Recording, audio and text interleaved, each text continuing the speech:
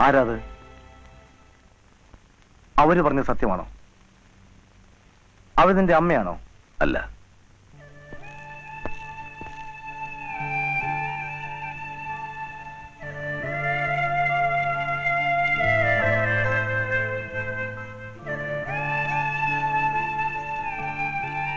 എന്തൊക്കെ പറഞ്ഞാലും എന്തൊക്കെ ചെയ്താലും അമ്മയെന്ന് പറഞ്ഞാൽ അമ്മ തന്നെയാ.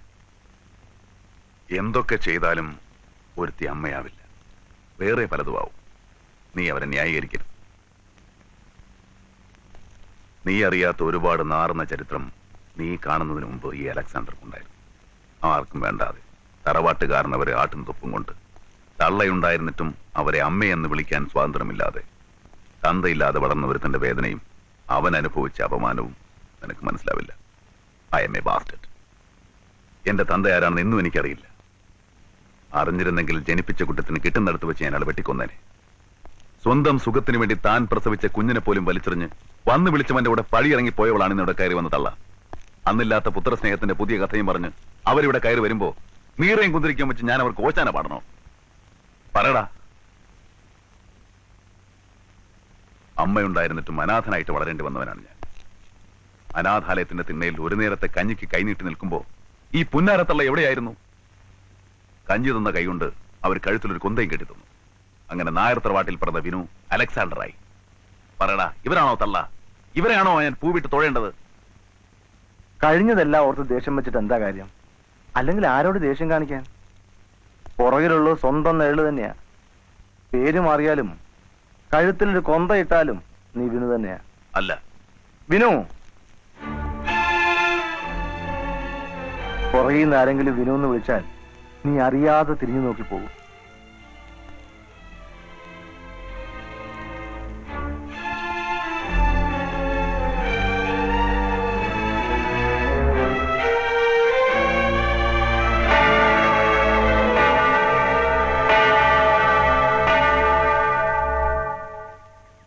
കാതറിനറിയോ, ഇന്നലെകൾ എന്നെ സംബന്ധിച്ചിടത്തോളം ഒരു ശാപമായിരുന്നു. എന്തിനും തെറിവിളിക്കുന്ന തറവാട്ടുകാരനവർ. ഓർമ്മ വെച്ച നാൾ മുതൽ ഞാൻ കേട്ട് തഴമ്പിച്ച ഒരേ പല്ലവി, തന്തയില്ലാത്ത. പോടാ തന്തയില്ലാത്തവന്. ഈ തറവാട് മുടിപ്പിക്കാൻ വേണ്ടി ഓരോന്ന് ജനിച്ചോളും. അച്ഛാ, നടന്നു പോടാ.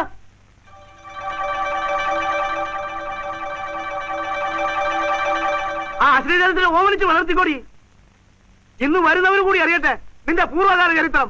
അസത്തിനോട് പറഞ്ഞേക്ക്, അമ്മയെ കുമ്മയെന്ന് വിളിച്ച് അന്നേരത്ത് വന്നേക്കരുതെന്ന്.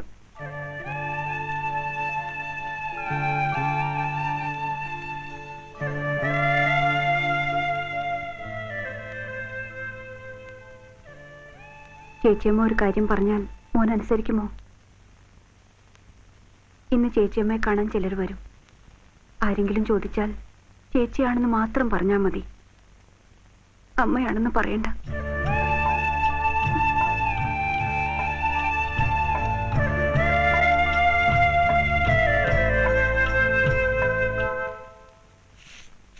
അങ്ങേര് വന്നിരിക്കുന്നു. വേഗാതെ പോടാ പുറത്ത്. ഈ പ്രദേശത്ത് കണ്ടുപോകരുത്. പോടാ.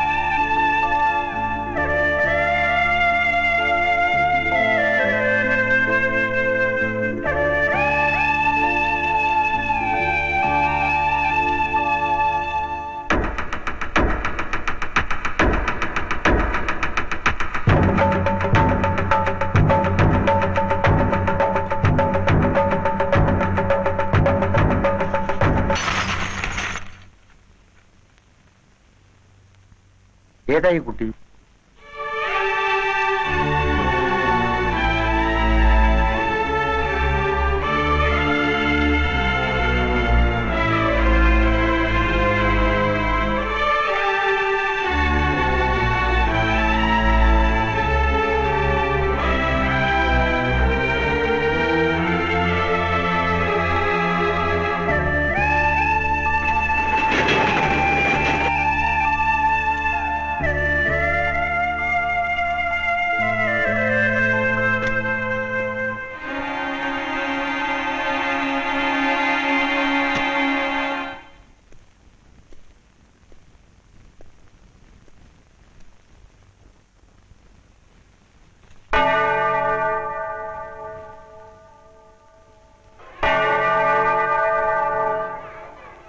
നമസ്കാരം അച്ചു.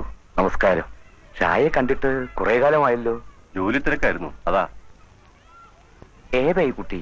റോഡിൽ കിടന്നിരുന്നു. കണ്ടപ്പം വിട്ടുപോരാൻ തോന്നില്ല. ഈ പിള്ളേരുടെ കൂട്ടത്തിൽ അച്ഛൻ ഇവനെയും കൂടെ വളർത്തണം. അത് ഷായ്ക്കറിയാലോ. ഇപ്പൊ തന്നോട് പിള്ളേര് കൂടുതലാ. നിവൃത്തി ഉണ്ടായിട്ടല്ല, പിന്നെ നിങ്ങളെപ്പോലുള്ളവരുടെ സഹായ സഹകരണങ്ങൾ ഉള്ളതുകൊണ്ട് അങ്ങനെ നടത്തിക്കൊണ്ടു പോകുന്നെന്ന് മാത്രം. ഇവന് വേണ്ടി വരുന്ന ചെലവിന്റെ കാര്യത്തിൽ അച്ഛൻ പേടിക്കണം. അത് ഞാൻ നോക്കണം. സ്പോൺസറായിട്ട് KF ഷാൻ കമ്പനി എന്ന് വെച്ചാൽ മതി. ആയിക്കോട്ടെ. എന്താ മോന്റെ പേര്? ചോദിച്ചിട്ടൊന്നും പറയുന്നില്ല. മുഖം കണ്ടിട്ട് നല്ല കുടുംബത്തിലേതാണെന്ന് തോന്നുന്നു. എവിടെ ജനിച്ചിട്ടെന്താ, എല്ലാം ദൈവനിശ്ചയം പോലെ വരൂ. ഞാൻ വരട്ടെ അച്ചു. ശരി, ചെല്ലുമോനെ. അല്ലേ?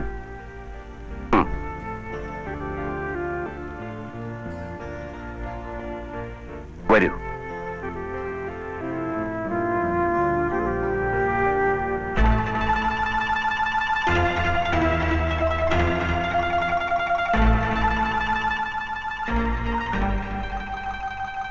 കാരുണ്യവും സ്നേഹവും നിറഞ്ഞ കന്യാമറിയത്തിന്റെ മുന്നിൽ ഞാനെന്ന മണിക്കൂറുകൾ നിന്ന് പ്രാർത്ഥിക്കുമായിരുന്നു. മറ്റുള്ളവരെ പോലെയാകാൻ, മനസ്സൊന്ന് നന്നാകാൻ. കാണുന്നവരെല്ലാം എനിക്ക് വെറുപ്പായിരുന്നു. എന്തിന്? എന്നെപ്പോലും. എനിക്കെന്റെ മുഖം നഷ്ടപ്പെടുകയായിരുന്നു. പഴയ വിനു പിന്നീട് ഒരു ഓർമ്മ മാത്രമായി അവശേഷിച്ചു. തെരുവുകളിൽ നിന്ന് തെരുവുകളിലേക്കുള്ള യാത്ര, നിലനിൽപ്പിന് വേണ്ടിയുള്ള ഏറ്റുമുട്ടലുകൾ.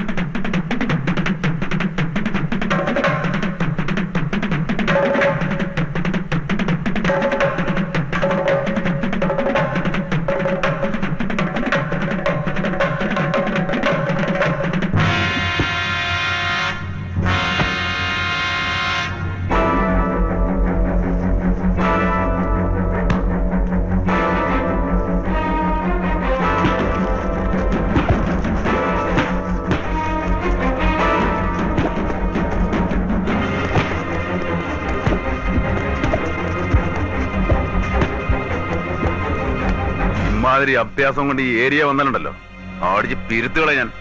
അലക്സേ, എന്തായി കാണിക്കുന്നേ?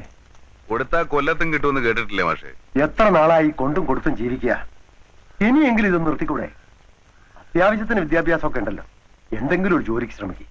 ഞാൻ പഠിച്ച പഠിപ്പിന് ഈ ജോലി തന്നെ കറക്റ്റ് മാഷേ.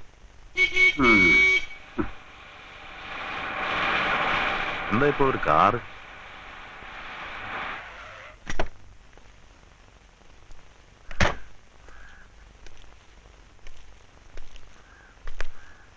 അലക്സ് അല്ലേ? ഒരു നിമിഷം.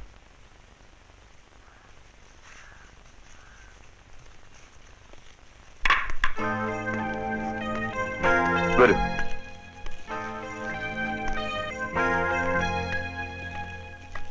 എന്താ കാര്യം?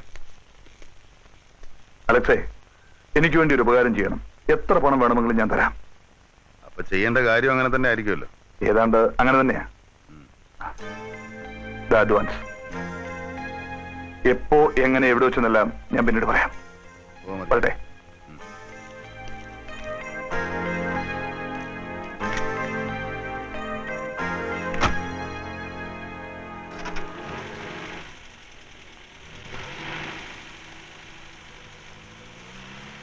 അലക്സ് മോനെ, ഇവനെ വിശ്വസിക്കരുതേ, സൂക്ഷിക്കണം. പലരെയും പറ്റിച്ചും വെട്ടിച്ചുമാണ് അവൻ ഇവിടം വരെ എത്തിയത്. അതിന് നമുക്കെന്താ? നമുക്ക് കാശ് കിട്ടിയ പോരെ. കാശ് മാത്രമാണോ ജീവിതം എന്ന് പറയുന്നത്? മറ്റു പലതുമില്ലേ? അതൊന്നും എനിക്കറിഞ്ഞൂടാ. എന്റെ ഇഷ്ടം.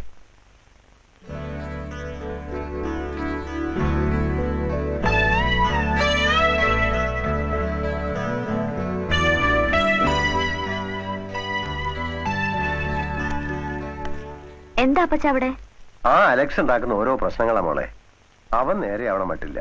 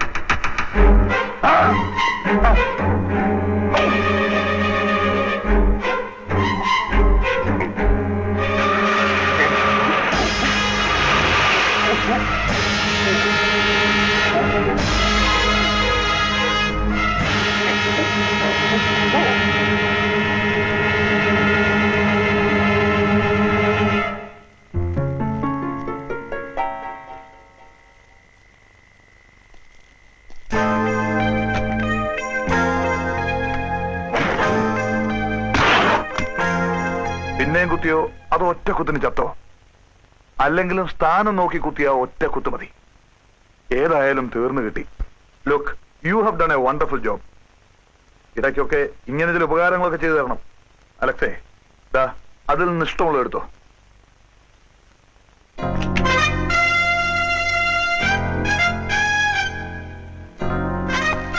അലക്സ്, നിന്നെ എനിക്ക് ഇഷ്ടപ്പെട്ടു. എന്റെ കൂടെ നിൽക്കാമോ?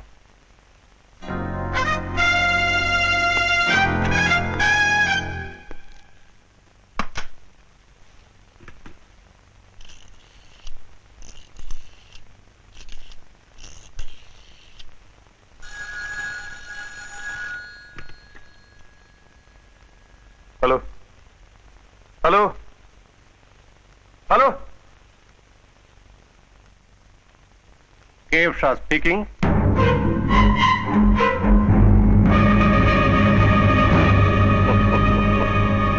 പേടിക്കണ്ടടോ, പ്രേതമല്ല സംസാരിക്കുന്നത്, ജീവനുള്ള ഷായാണ്. എന്നെ കൊല്ലാനൊന്നും നീ വളർന്നിട്ടില്ല കുഞ്ഞെ. ആദ്യം നീ എന്റെ ബിസിനസ് തകർക്കാൻ നോക്കി, പിന്നെ എന്നെ ഇവിടെ ഓടിക്കാൻ നോക്കി, ഇപ്പൊ കൊല്ലാനും. എന്തൊക്കെ ചെയ്താലും അവസാന നഷ്ടം നിനക്ക് തന്നെ. What A paradox. ആട്ടെ, ഇപ്പൊ എത്ര ചെലവായി?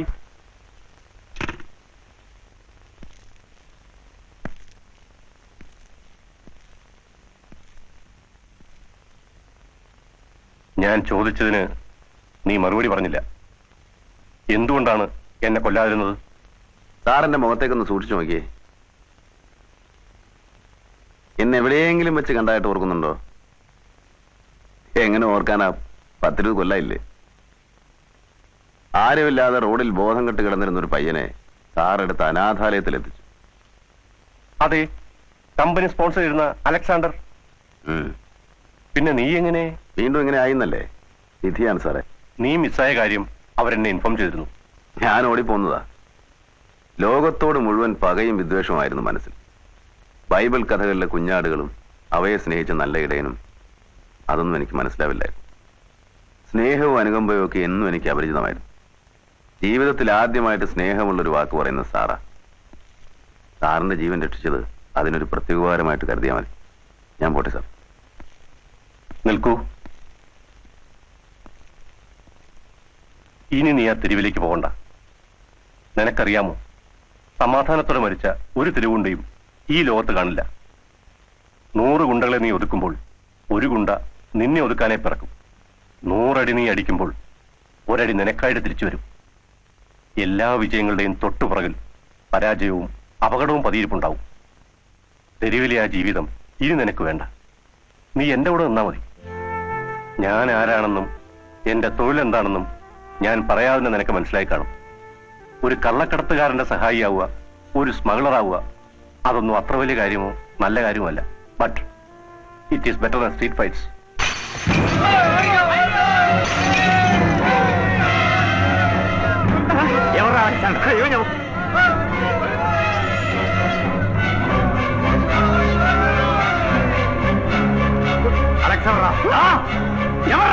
എനിക്കറിയില്ല. നീ പറയില്ല അല്ലേ?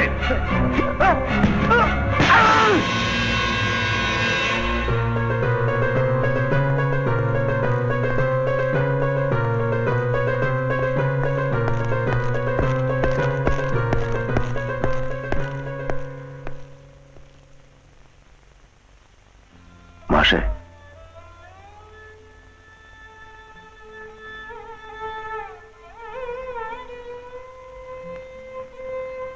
നീ ഇതിന് പകരം ചോദിക്കാനൊന്നും പോരുത്. ഓ,